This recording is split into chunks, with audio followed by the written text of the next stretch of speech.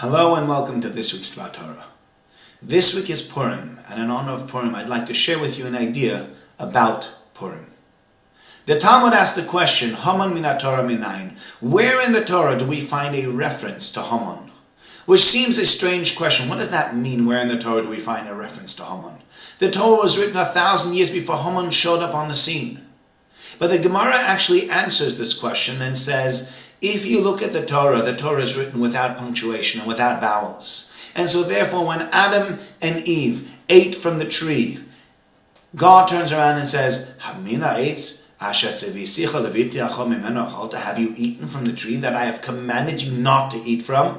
How could you? And therefore the word Hamin is spelled Hey, then a Mem, and then a final Nun.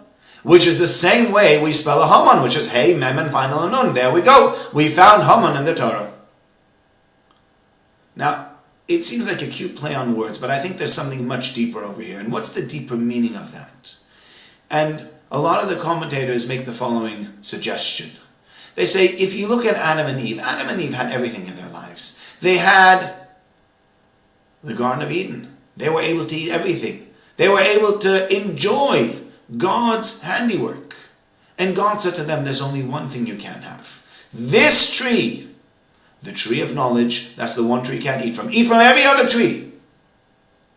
And what did Adam do? Adam says, no, that tree is missing. I need a piece of that tree.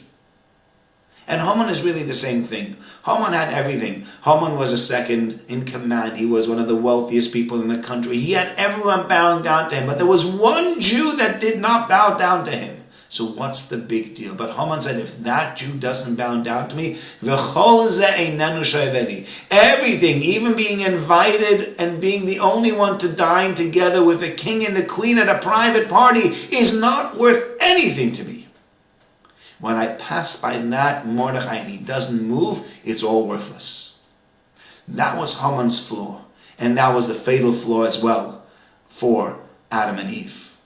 And I think that is something that we can learn from, especially as Purim is the Yom Tov of happiness. How do you achieve happiness? One of the ways of achieving happiness is by focusing on all the good that you have, as opposed to focusing on the one or the few things that you might not have. Look, we all have things that we don't have in life. There all have things that we'd like to have and we can't afford, or we just don't have for whatever reason.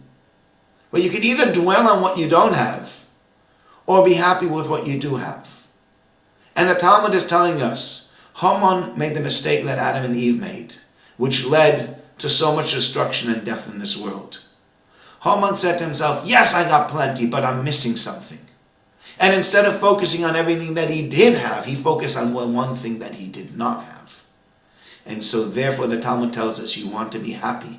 You want to celebrate Purim and you want to celebrate life. The way to be happy and to celebrate Purim and to celebrate life is by focusing on all the good that you do have and not looking at all the bad things that happened and all the things that you don't have. Look for the good. Don't look for the bad. And this way, you'll have not only a happy Purim, but a very happy life. Wishing you a good Shabbos and a very happy Purim.